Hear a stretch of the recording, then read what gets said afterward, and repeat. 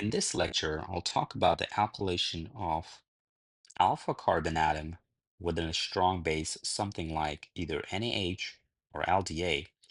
And primarily, I'm going to be talking about the aldehydes and ketones in here. For the aldehydes and ketones, I can't really use hydroxide or an alkoxide bases because that proton is not acidic enough.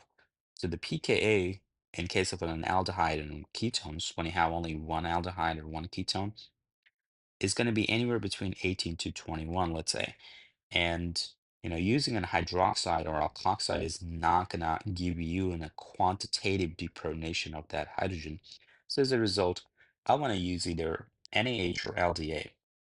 Now, sometimes you got to be careful with, hey, do I use NaH or LDA? Both of them are actually strong enough where they can remove this proton. But if you have more than one type of proton, then you got to be worrying about which one would I want to use, whether it's the NaH or LDA. Now, for this particular example, if you look here, I only got one alpha position, so that means only one alpha hydrogen there. So I can technically use any one of them, either NaH or LDA.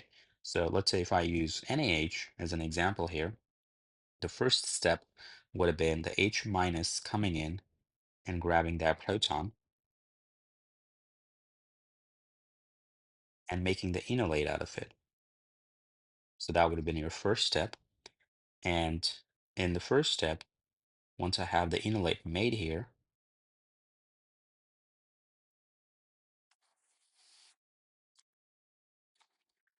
I can go ahead in the second step, I can use some sort of alkyl halide. And primarily I want to use, let's say, CH3 Br in here. So there's a negative charge on that oxygen. So when this falls back to reform the ketone, this pi bond would be used doing like an SN2 type attack. So doing an SN2 type attack here using that pi bond there, and then this comes out.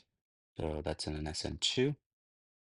So remember, now I'll get,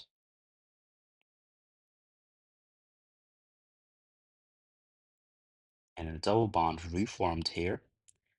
I get a new bond formed at the alpha position, and that would have the CH3. I don't have to write down the CH3. That would have the CH3 installed in here. And then obviously your side product would be the NABR, but you don't have to worry too much about it. Now I can redo that again. So that was your first step. That was your second step. What if I say, okay, I'm going to do the third step, and the third step, I'm going to go ahead and use NaH again. So in the third step, if I use the NaH again, I go ahead, deprotonate that hydrogen again. In this case would be this one. So remove that hydrogen, I'm not going to show the mechanism, and I get another enolate here formed. So I can draw that resonance, or I can draw the other one as well. So either one of those are fine. So I can draw this one, or I can draw another resonance, which looks like the double bond is going to be right here, and you're going to have a negative charge on that oxygen. So either one of those are fine.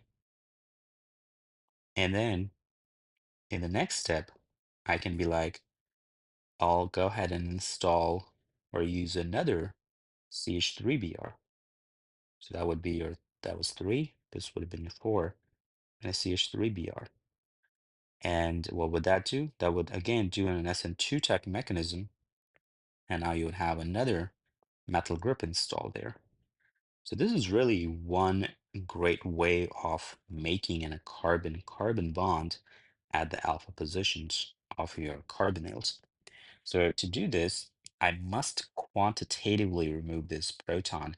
And to remove that proton quantitatively, I must use a really strong acid, something like NaH, and even like NaNH2 should work out fine as well. LDA is another one. So remember that LDA is actually a amine based. So it's in a lithium diisopropylamine. So this is how it kind of looks like. I got two, so with the negative charge, and I got a lithium plus. So it's really an NH2 if you think about it. but people like that a lot more because this is bulky and I don't have to worry about this acting as an nucleophile. So it mainly act as in a base only in that particular case. On the other hand, this NH2 sometimes can also act as an nucleophile. So this one is used a lot more.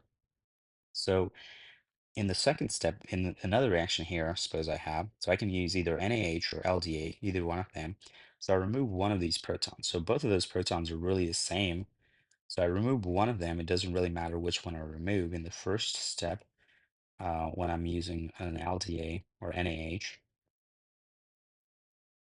If those protons were different, then I have to worry about should I use LDA or the NaH? But in this case, I don't have to worry about it. So I create this type of enolate here with a negative charge, and obviously you can draw the other resonance if you want. And then in the second step, I have, that was first, and then your second step, I would have this kind of doing an SN2 here, and I would have an alkyl group installed on that alpha position. So really a great way of making a carbon-carbon bond there. So that was really the new bond that you made here. And if I want to run that again, I can go ahead and use an LDA again. But then in the next time, it would actually remove the proton from here because that's sterically hindered. So that's something I want to talk about here. If you have two positions, like here in this particular ketone, I have an alpha carbon with one hydrogen here, and I also have an alpha carbon on the left side with two hydrogens here. Now, I can say that the left side is less sterically hindered,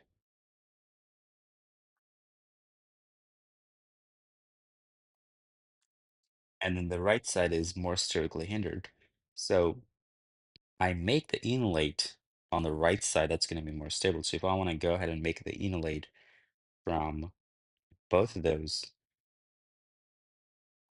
positions, in one case, I would have an enolate that's going to be looking like this. And then in the second case, my enolate would be on the left side, and that would look like this. So I can say that the enolate on the right side is actually more stable because of the double bond being more substituted in this case, as opposed to the left side is less stable. So I can say this is more like in a thermodynamic control, because in thermodynamic control, you kind of go through the formation of more stable products and intermediates. But this one would have been more like in a kinetic control. Kinetic means, well, who can go faster? This would go faster just because this has less sterically hindered proton there. So which enolate would I make? That really depends on what type of base I'm using. So if I'm using a base that's small enough, so H minus is kind of small enough where it can go in the most sterically positions or crowded conditions and remove this proton to create a more stable enolate. So in the first step, on the top one, I would be making this enolate, all right? And then eventually in the second step that we have here, which is the CH3Br, so that would kind of fall back in there. And then this kind of comes tacks down here and this comes out. So I end up getting a reform of the double bond and then create a new bond here with an acyl group installed. So that's, if you do that with NaH, you would put the alkylation on the more sterically hindered carbon or more substituted carbon.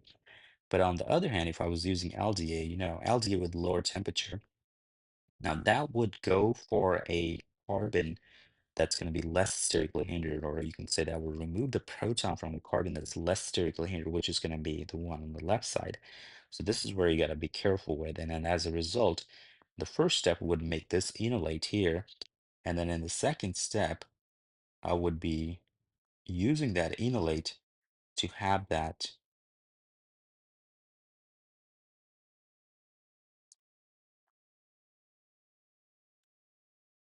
alkylation taking place. So your at the end of the day, your methyl or ethyl in this particular case that's going to be installed would be installed on the on the left side.